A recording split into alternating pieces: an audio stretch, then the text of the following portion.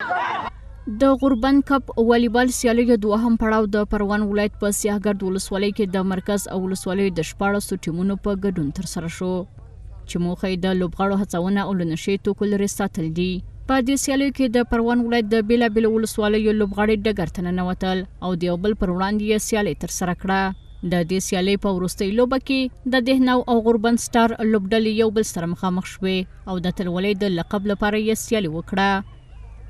مسابقات جام والیبال غوربند که است سالانه برگزار میشه و امسال هم دومین دور مسابقات بود که بین 15 تیم برگزار شد و امروز هم ما شاهد فاینال و بازی‌های سیمی فاینال بودیم که در مسابقات فاینال تیم غوربند استار و اتحاد دهنو دیگه بازی کردن و با پیروزی تیم اتحاد دهنو به پایان رسید و تیم اتحاد دهنو مقام اول گرفت و تیم غوربند استار مقام دوم.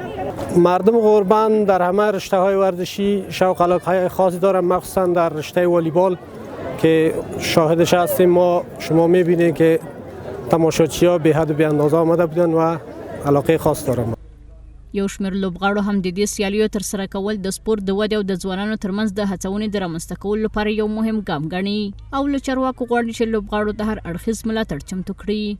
متاسفانه که فدراسیون ما خیلی مشکلات داره، خیلی ضعیف است، برنامه درست نداره. اینمی ولایت است که ما را سپورت میکنه. خیلی خوش هستیم که در این چنین فضا ما را حمایت میکنه. سطح بازی به سطح کشور است، چون بازیکنان تیم ملی والیبال کشور اینجا اشتراک کردند و انشالله که جوانای این ولایت و منطقه ازشان یاد بگیرن تا در آینده یک مثل ما آینده این کشور باشند. د دې سیالیو په پای کې د دهنه ولسوالۍ لوبډلې لومړی مقام او د غوربند سټار لوبډلې دوهم مقام ترلاسه کړ.